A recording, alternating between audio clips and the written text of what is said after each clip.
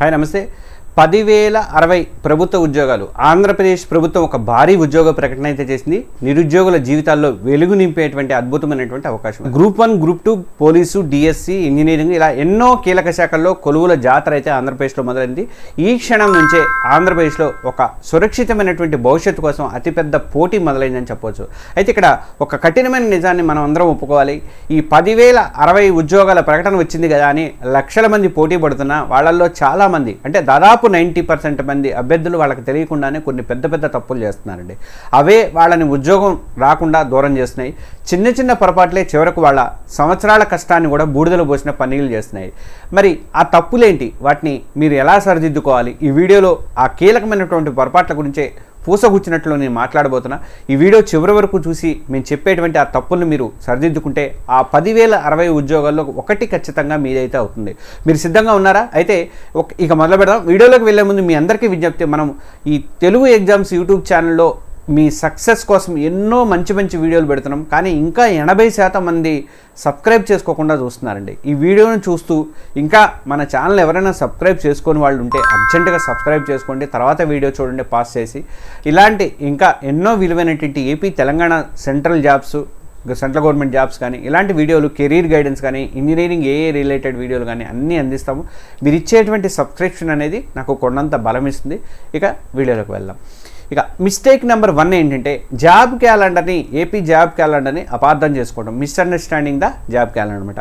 ప్రభుత్వం August 22, 2026న GOMS 81 జారీ చేసి 10,060 ఉద్యోగాలను 4 దశల్లో భర్తీ చేస్తామని ఒక స్పష్టమైనటువంటి జాబ్ క్యాలెండర్ను ఇచ్చింది. కానీ ఇది చాలామంది చేసిన మొదటి అతిపెద్ద తప్పు ఏంటంటే ఈ క్యాలెండర్ పూర్తిగా అర్థం చేసుకోకపోవడం. ఏదో నోటిఫికేషన్ పడింది కదా, అన్నీ ఒకేసారి వస్తాయి, అన్నింటికి కలిపి చదివి పడేద్దాము అని గందరగోళంలో ఉన్నారు. ఇది మీ లక్ష్యాన్ని దెబ్బతీసేటువంటి ఆలోచన. ప్రభుత్వం చాలా స్పష్టంగా చెప్పింది ఏంటంటే ఫేజ్ 1 కింద ఉన్నత విద్యాశాఖకు సంబంధించి 1,523 పోస్టులకు మే 15, 2026 నోటిఫికేషన్ ఇప్పటికే వచ్చేసింది. ఫేజ్ 2 కింద గ్రూప్ 1 149 పోస్టులు, పోలీస్ శాఖ SI, కానిస్టేబుల్స్ కలిపి, తర్వాత ఫైర్ కానీ, జైలు వార్డర్లు ఇలాంటి కీలకమైనటువంటి 3,231 పోస్టులకు సెప్టెంబర్ 15 నాడు నోటిఫికేషన్ అనేది రాబోతుంది. ఇక ఫేజ్ 3 గ్రూప్ 2 673 పోస్టులు. దీనికి బాగా క్రేజీ ఉందండి. ఇంజనీరింగ్ సర్వీసులు, ఏఈలు కానీ, ఎక్సైజ్, తర్వాత మైన్స్, రవాణా శాఖలో ఉన్నటువంటి ఉద్యోగాలకి 2,311 పోస్టులకు అక్టోబర్ 15 నాడు నోటిఫికేషన్ రాబోతుంది. ఇక ఫేజ్ 4కి వచ్చేసరికి ఉపాధ్యాయ అభ్యర్థులు ఎంత ఆశగా ఎదురు చూస్తున్నటువంటి డిఎస్సి కింద 2,995 టీచర్ పోస్టులకు కూడా అక్టోబర్ 15 నాడే నోటిఫికేషన్ అనేది రిలీజ్ అవుతుంది. ఇక మీరు చేయాల్సింది ఏంటంటే ఈ క్యాలెండర్ ఒక ప్రింట్ తీసుకొని మీ స్టడీ టేబుల్ ముందు అతికించుకోండి. మీ అర్హత ఏంటి, డిగ్రీ ఫ్రెషరా, ఇంజనీరింగ్ పూర్తి చేశారా, బీఈడి ఉందా, మీ అర్హతకు సరిపోయేటువంటి నోటిఫికేషన్ ఏ దశలో వస్తుందో ఒక్కసారి ఐడెంటిఫై చేయండి. ఉదాహరణకు మీరు ఒక పోలీస్ ఉద్యోగానికి ప్రయత్నిస్తుంటే మీ టార్గెట్ సెప్టెంబర్ 15. ఇలా ప్రతి దశకు మధ్య ఉన్న టైంని ఒక ప్రణాళిక ప్రకారం మీరు వాడుకోవాల్సి ఉంటుంది. అన్నింటి మీద కూడా ఒకేసారి మీరు దృష్టి పెడితే ఏది కూడా సాధించలేరు అనమాట. ఫోకస్ అనేది చాలా ముఖ్యము. ఇక మిస్టేక్ నెంబర్ 2 ఏంటంటే ఒకేసారి అన్ని పడవల మీద ప్రయాణం చేయొద్దండి. Not choosing A specific goal అనమాట. ఈ తప్పు మొదటి దాని నుంచే పుడుతుందనమాట. చాలామంది ఏంటంటే అభ్యర్థులు నేను గ్రూప్ 1 చదువుతా, గ్రూప్ 2 కూడా చదువుతా, పోలీస్ నోటిఫికేషన్ వస్తే అది రాస్తా, డిఎస్సి వస్తే అది కూడా ట్రై చేస్తా అనుకుంటారు. ఇది చాలా ప్రమాదకరమైనటువంటి ఆలోచన అండి. ఎందుకంటే ప్రతి పరీక్ష కూడా ఒక నిర్దిష్టమైనటువంటి సిలబస్ ఉంది, పరీక్షా విధానం ఉంది, దానికి కావాల్సినటువంటి స్కిల్స్ వేరువేరుగా మొత్తం డిఫరెంట్గా ఉంటాయి అనమాట. ఉదాహరణకు గ్రూప్ 1కి లోతైనటువంటి విశ్లేషణ కావాలంటే డెప్త్ అనాలిసిస్ అనేది కావాలి. డిస్క్రిప్టివ్ విధానంలో మీరు ఎస్ఐస్ రాయాల్సి ఉంటుంది, సమాధానాలు రాయాల్సి ఉంటుంది. దానికి స్కిల్, అలాంటి స్కిల్ అనేది మీకు అవసరం. అదే గ్రూప్ 2 వచ్చేసరికి పూర్తిగా ఆబ్జెక్టివ్ విధానంలో ఉంటుంది. ఇక్కడ వేగం అంటే స్పీడు, ఖచ్చితత్వం, యాక్యురసీ అనేది చాలా కీలకం. పోలీస్ ఉద్యోగాలకి ఫిజికల్ టెస్ట్లకి ఎక్కువ ప్రాధాన్యత ఉంటుంది. దానికి స్పెషల్గా ట్రైనింగ్ అనేది మీరు తీసుకోవాలి. ఇక డిఎస్సిలో పెడగాగి కానీ, సైకాలజీ లాంటి సబ్జెక్టుల ఫలితాన్ని నిర్దేశిస్తాయి. కాబట్టి మీరు చేయాల్సింది ఒకటే, మీ బలాలు, మీ బలహీనతలు, మీకున్న టైము, అర్హతలు అన్నింటినీ బేరీ చేసుకొని 1 లేదా 2 గరిష్టంగా ఒకే రకమైనటువంటి సిలబస్ ఉన్నటువంటి పరీక్షలు మాత్రమే మీరు టార్గెట్ చేయాల్సి ఉంటుంది. ఉదాహరణకు గ్రూప్ 1, గ్రూప్ 2 ప్రిపరేషన్ అనేది చాలా వరకు కూడా కలిసి వస్తుంది అనమాట. అదే గ్రూప్ ప్రిపరేషన్తో డిఎస్సిని పోల్చలేము. ఈరోజే ఒక నిర్ణయం తీసుకోండి. ఈ 10,060 ఉద్యోగాల్లో మీ కళ ఏంటి? డిప్యూటీ కలెక్టర్గా అధికారం చేపట్టాలనుకుంటున్నారా? పోలీస్ ఆఫీసర్గా సమాజానికి సేవ చేయాలనుకుంటున్నారా? లేక ఉపాధ్యాయుడిగా భవిష్యత్ తరాలను తీర్చిదిద్దాలనుకుంటున్నారా? మీ లక్ష్యాన్ని మీరు నిర్దేశించుకోండి. ఆ లక్ష్యం వైపు మీ పూర్తి శక్తిని కేంద్రీకరించండి. అప్పుడే విజయం అనేది మీ తలుపు తడుతుందన్నమాట. ఇక మిస్టేక్ నెంబర్ 3, సిలబస్ను నిర్లక్ష్యం చేయొద్దండి. ఇగ్నోరింగ్ ద సిలబస్ అనమాట. నోటిఫికేషన్ వచ్చేసింది, ఇక మార్కెట్లో దొరికే పుస్తకాలన్నీ కొనేసవడం అని మొదలుపెట్టడం అనేది చేయొద్దండి. 90% మెంబర్స్ చేసేటువంటి తప్పు ఇది అనమాట. కనిపించిన ప్రతి పుస్తకం కొనేస్తారు, అకాడమీలో ఇచ్చేటువంటి ప్రతి మెటీరియల్ను పోగేసుకుంటారు, కానీ అసలైన గైడ్ అయినటువంటి సిలబస్ను మాత్రం పూర్తిగా మర్చిపోతారు అనమాట. ఏపీపీఎస్సీ లేదా సంబంధిత ఏపీపీఎస్సీ బోర్డు లేదా పోలీస్ అయితే పోలీస్ బోర్డు అధికారికంగా విడుదల చేసేటువంటి సిలబస్ కాపీని మీ భగవద్గీత, మీ బైబిల్, మీ ఖురాన్ అనమాట. చాలామంది పాత సిలబస్ను పట్టుకొని వేలాడుతుంటారు, లేదా ఏ టాపిక్స్కి ఎక్కువ వెయిటేజ్ ఉంది, ఏవి కొత్తగా చేర్చారనే విషయాల్ని అసలు పట్టించుకోరు అనమాట. ఉదాహరణకు ఈ మధ్యకాలంలో సైన్స్ అండ్ టెక్నాలజీ, పర్యావరణము, డిజాస్టర్ మేనేజ్మెంట్ ఇలాంటి అంశాలకు చాలా ప్రాధాన్యత అనేది పెరిగిందండి. వీటిని గమనించకుండా ఇంకా పాత పద్ధతిలోనే పాలిటీ హిస్టరీలకే నెలల తరబడి టైం కేటాయిస్తే ఉద్యోగం ఎలా వస్తుంది చెప్పండి. కాబట్టి మీరు చేయాల్సిన మొదటి పని, మీరు టార్గెట్ చేసిన ఉద్యోగానికి సంబంధించి అధికారిక సిలబస్ కాపీని డౌన్లోడ్ చేసుకొని దాన్ని క్షుణ్ణంగా విశ్లేషించండి. సిలబస్లోని ప్రతి పదాన్ని కూడా అర్థం చేసుకోండి. సిలబస్ పరిధి దాటి ఒక అక్షరం కూడా అనవసరంగా చదవకండి. గుర్తుపెట్టుకోండి, ఇక పండితుడు అవ్వడం మన లక్ష్యం కాదు, పరీక్షలో మార్కులు సాధించి ఉద్యోగం తెచ్చుకోవడం అనేది మన లక్ష్యం అని గుర్తుపెట్టుకోండి. అందుకే సిలబస్సే సరైనటువంటి దారి, అది నేను చెప్తున్నా. ఇక ఫ్రెండ్స్, ఇప్పటిదాకా మనం 3 కీలకమైనటువంటి తప్పుల గురించి మాట్లాడుకున్నాం. అవి మీకు ఉపయోగకరంగా అనిపిస్తే మాత్రం ఈ తప్పుల్లో ఏదైనా మీరు చేసినట్లే అనిపించిందా? ఈ ప్రయాణంలో మేము నీకు తోడుగా ఉంటాం. ఈ 10,060 ఉద్యోగాలకు సంబంధించి ప్రతి నోటిఫికేషన్ వివరాలు కానీ, ప్రిపరేషన్ స్ట్రాటజీలు కానీ, సబ్జెక్ట్ వారీగా గైడెన్స్లు కానీ ఎవరు ఏపీ స్టేట్ గారు ఇస్తే గ్యారంటీగా గైడెన్స్ కానీ అన్ని వీడియోలు మన ఛానల్లో రాబోతున్నాయి. మీరు ఏ అప్డేట్ కూడా మిస్ అవ్వకుండా ఉండాలి అంటే ఇప్పుడే మన తెలుగు ఎగ్జామ్స్ యూట్యూబ్ ఛానల్ని సబ్స్క్రైబ్ చేసుకోండి. అలాగే ఆ పక్కనే ఉన్నటువంటి బెల్ సింబల్ని కూడా నొక్కడం మర్చిపోవద్దు. చాలామంది 80%, 90% మెంబర్స్ సబ్స్క్రైబ్ చేసుకోకుండా చూస్తున్నారు. వాళ్ళల్లో మీరు ఉండొద్దని నా విజ్ఞప్తి. మీరు కంపల్సరీగా సబ్స్క్రైబ్ చేసుకోండి, నాకు ప్రోత్సాహంగా ఉంటుంది. ఇక మిగిలిన తప్పుల గురించి చూద్దాం. మిస్టేక్ నెంబర్ 4, సమయపాలన అనేది లేకపోవడం, పూర్ టైం మేనేజ్మెంట్ అండి. మనందరి దగ్గర రోజుకు ఉండేది 24 గంటలే. విజేతలు ఆ టైంని ఎలా వాడుకుంటున్నారు అన్న దాని మీదే వాళ్ళ గెలుపు అనేది ఆధారపడి ఉంటుంది. చాలామంది అభ్యర్థులు ఒక టైం టేబుల్ వేసుకుంటారు, కానీ దాన్ని 2 రోజుల కంటే ఎక్కువ పాటించరు. ఈరోజు మూడ్ లేదు, రేపటి నుంచి పక్కాగా చదువుతా అని వాయిదా వేసుకుంటుంటారు. కొంతమంది ఏమో ఉదయం నుంచి రాత్రి వరకు పుస్తకం ముందు వేసుకుని కూర్చో ఉంటారు, కానీ వాళ్ళు చదివేది ఏంటో తెలియదు. వాళ్ళు చదివే కొద్దిసేపు అయినా కానీ ఆ మిగతా టైం అంతా ఆలోచనలు, సోషల్ మీడియాతోనే వాళ్ళకి టైం అంతా వేస్ట్ అవుతూ ఉంటుందన్నమాట. ఇక క్యాలెండర్ ప్రకారం పరీక్షలకు ఇంకా కొన్ని నెలల టైమే ఉంది, కొన్ని రోజుల టైమే ఉంది. ఈ టైం చాలా ఎక్కువ అని కొందరు, చాలా తక్కువ అని కొందరు. మన ఎవరు 90 డేస్లో మీరు గ్రూప్ 1 ఏదో కొట్టొచ్చని పెడితే, నేను గ్రూప్స్ కొట్టొచ్చని పెడితే 90 ఎక్కడైనా 30 డేస్ చాలండి అంటాడు. ఎవరి ఒపీనియన్ వాళ్ళది. 90 డేస్ మీకు టైం ఉంది కాబట్టి నేను 90 డేస్ వాడుకోమన్న దాన్ని కుదించుకోండి. అలా ఇక మరి 2 ఆలోచనలు, ఇవన్నీ ఆలోచనలు తప్పండి. సరైనటువంటి ప్లానింగ్ ఉండాలి ముందు. ఈ టైంలో ఇది చదవాలని చెప్పేసి ప్లానింగ్ ఉండాలి. నేను అందుకే ఆల్ ఇన్ వన్ టెస్ట్ సిరీస్లో ఇచ్చింది ఎందుకు అనుకుంటున్నారు? టైం టేబుల్ కరెక్ట్గా అన్నీ కలిపి మొత్తం తెలంగాణ వాళ్ళకి ఇచ్చాను. ఆంధ్రాది కూడా మొదలు పెడతాను. సెప్టెంబర్ 1 తర్వాత నేను ఇస్తాను, మీకు కూడా సిరీస్ ఇస్తాను. దాంట్లో ఏముంటుంది, మీరు ఏ రోజు ఏం చదవాలి మొత్తం ఇచ్చా దాంట్లో. అది ఒకసారి మళ్ళీ నేను పక్కన డిస్ప్లే చేస్తాను చూడండి, ఒకసారి నా మీద నేను డిస్ప్లే చేసి చూపిస్తాను. దాంట్లో క్లియర్గా ఉంటుంది ఏ రోజు ఏం చదవాలి, ఈ రోజు ఎన్ని చదవాలి. మొత్తం రోజుకి 8:30 నుంచి 9 గంటలు టైం పెట్టుకుంటే వాళ్ళు ఆ టైం ప్రకారం నేను ఏమేమి చదవాలి, ఏ రోజు ఏం చదవాలని మొత్తం ఇచ్చేసాను. ఆ ప్రకారం మీరు చదువుకుంటూ వెళ్ళిపోండి. ఏదో ముహూర్తం పెట్టుకోకండి. ఎప్పుడో అక్టోబర్ 2కో లేకపోతే అక్టోబర్ 20న దసరా వస్తుంది కాబట్టి ఆ రోజుకో అని పెట్టుకోకండి. ఈ రోజు నుంచి, ఈ క్షణం నుంచో మొదలు పెట్టండి. ఈ రోజు ఏమేమి చదవాలో అది పూర్తి చేయండి. అట్లా చేయండి.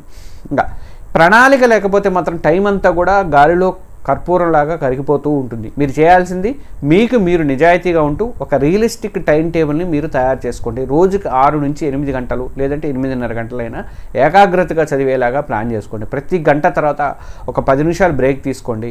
ఏ సబ్జెక్టుకి ఎంత టైం కేటాయించాలో ముందుగానే డిసైడ్ చేసుకోండి. కష్టమైనటువంటి సబ్జెక్టులకి ఎక్కువ టైం, ఈజీ అయినటువంటి వాటికి రివిజన్ కోసం తక్కువ టైం కేటాయించుకోండి. వారంలో ఒకే ఒక రోజు రివిజన్ కోసమే పెట్టుకోండి. గుర్తుపెట్టుకోండి, ప్రతిరోజు, ప్రతి గంట, ప్రతి నిమిషం, ప్రతి సెకండ్ కూడా విలువైంది. సమయాన్ని గౌరవిస్తే మిమ్మల్ని విజయం అనేది గౌరవిస్తుందని గుర్తుపెట్టుకోండి. మేము ఇప్పటికే తెలంగాణలో పోలీస్, SIPC జాబ్స్కి ప్రిపేర్ అయ్యే వాళ్ళ కోసం అద్భుతమైనటువంటి డైలీ టైం టేబుల్ అనేది ఇచ్చాము. ఒకసారి తెలుగు ఎగ్జామ్స్ యాప్ డౌన్లోడ్ చేసుకొని చూడండి. అలాంటి డైలీ టైం టేబుల్ మీకు కూడా, అంటే ఏపీ వాళ్ళకు కూడా కావాలంటే మాత్రం మేము సెప్టెంబర్ 1 తర్వాత ఇవ్వబోతున్నటువంటి ఏపీ ఆల్ ఇన్ వన్స్ కోర్సులో కేవలం 499 రూపాయలతో జాయిన్ అవ్వండి. ఏపీ పోలీస్ ఎస్ఐతో పాటు గ్రూప్స్ ఉద్యోగాలు కూడా మాక్ టెస్టులు, గ్రాండ్ టెస్టులు కూడా నిర్వహిస్తాం ఒకే టెస్ట్ సిరీస్లో ఉంటాయి. ఇక వీడియోలోకి వెళ్దాం. మిస్టేక్ నెంబర్ 5 ఏంటంటే కరెంట్ అఫైర్స్ని చివరి నిమిషాల్లో చదవడం అంట. లాస్ట్ మినిట్లో కరెంట్ అఫైర్స్ ప్రిపరేషన్ అనేది. గ్రూప్ 1, గ్రూప్ 2 వంటి పరీక్షలకు కరెంట్ అఫైర్స్ రోల్ అనేది చాలా కీలకం అండి. చాలామంది చేసేటువంటి పెద్ద పొరపాటు ఏంటంటే పరీక్షకు 4 రోజుల ముందు మార్కెట్లో ఒక పుస్తకం కొనుక్కొస్తారు. 6 నెలల కరెంట్ అఫైర్స్, 12 నెలల కరెంట్ అఫైర్స్ అనే ఒక బుక్ దొరుకుతుంది. ఆ బుక్ చదువుతూ ఉంటారు. ఏమెక్కుతుంది అంత బుక్? కరెంట్ అఫైర్ వ్యాస్ట్ ఎంత ఉంటుందో అంత ఉంటుంది. 12 నెలల కంటే కరెంట్ అఫైర్స్ అంటే ఆలోచించండి. నేషనల్, ఇంటర్నేషనల్, మరి సైన్స్ అండ్ టెక్నాలజీ, స్పోర్ట్స్, రచయితలు, మరి ఇంకా చాలా ఇట్లాంటి అన్ని బోర్డులు ఉంటాయి. అన్నీ మళ్ళీ సబ్జెక్ట్ రిలేటెడ్ ఉంటాయి. Economy related, polity related, geography related, ఇవన్నీ కరెంట్ అఫైర్స్ ఉంటాయి. ఇన్ని పుస్తకాలు ఒక పుస్తకం తీసుకొచ్చి ఒక నెల ముందు చదివితే ఏమొస్తుందండి? ఏ రోజు ఆ రోజు చదువుకుంటూ పోవాలి కరెంట్ అఫైర్స్లో. అది ఒక ఇయర్ రౌండప్ తీసుకొని బట్టి పట్టడం అనేది చాలా శుద్ధ తప్పు అనమాట. తప్పుడు పద్ధతి అది. కరెంట్ అఫైర్స్ అంటే కేవలం వార్తలను గుర్తుపెట్టుకోవడం కాదు. ఒక సంఘటన ఎందుకు జరిగింది, దాని నేపథ్యం ఏంటి, దాని ప్రభావం సామాజిక ఆర్థిక వ్యవస్థ మీద ఎలా పడుతుంది అనేది విశ్లేషించగలగాలి.